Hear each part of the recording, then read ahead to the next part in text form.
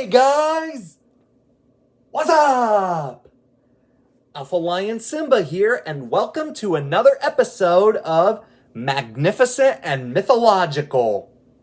Well, Halloween is almost upon us, so I'm gonna do a Halloween special, and in this case, I'm covering the werewolf. Now, before I begin, I want to make one thing very clear. I am still a firm, adamant believer that real life wolves are amazing creatures that deserve lots of respect and protection. But I still think it's pretty good to talk about the werewolf this time of year.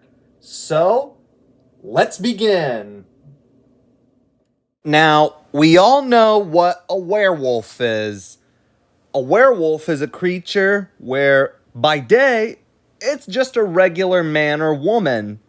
But then, when the full moon rises into the sky and moonbeams strike its body, the person is racked with a sudden pain, or the curse has been activated, and at night the person turns into a vicious, wolf-like beast that prowls through the forest and attacks basically anything that moves.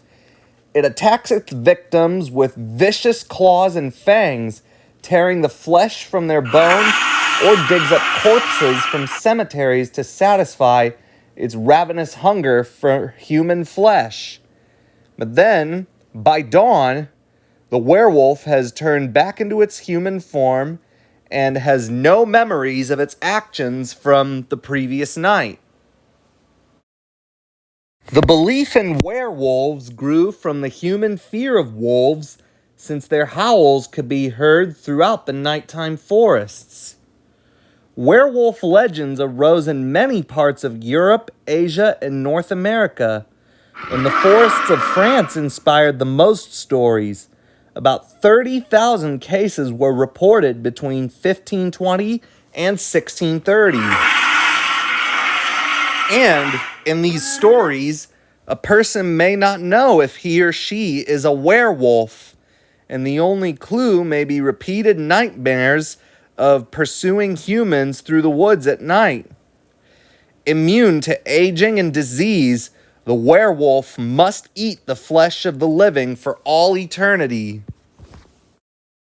Some legends believe that children born on December 24th will become werewolves.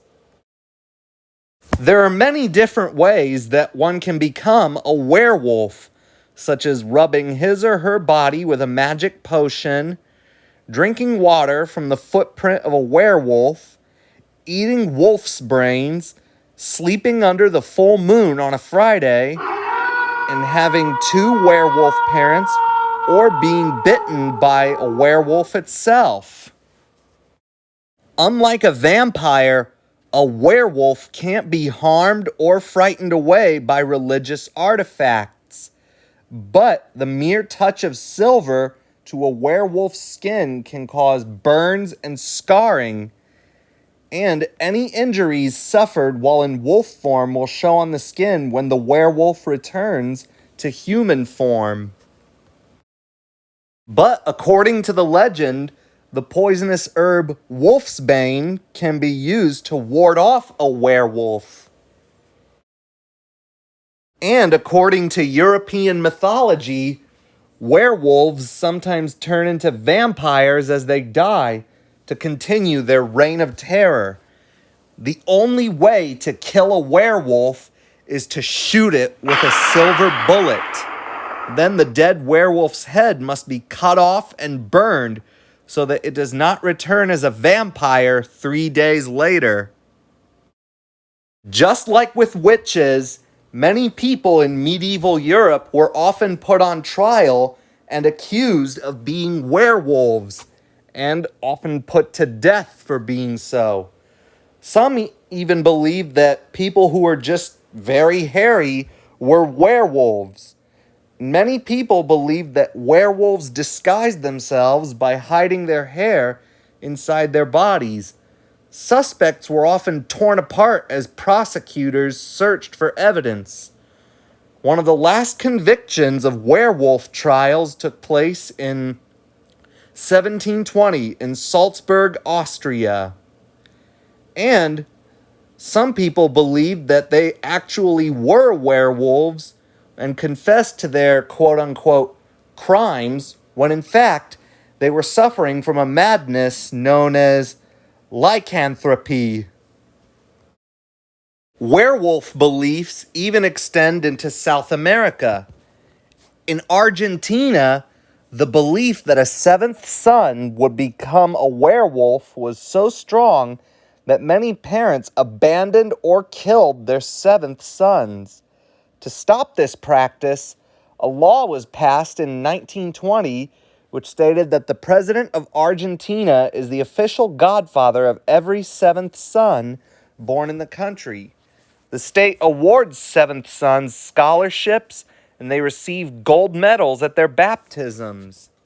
And werewolves even appear in J.K. Rowling's Wizarding World, most notably the character of Professor Remus Lupin, who appeared in the third installment of the series, Harry Potter and the Prisoner of Azkaban.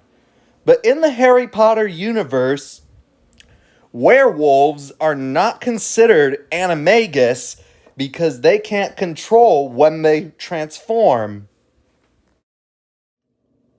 Well, that was it. My magnificent and mythological episode on the werewolf. Thanks for watching. Hope you liked it. If you liked the video, give it a thumbs up, leave requests in the comments below, and don't forget to subscribe if you haven't already. Alpha Lion Simba, out.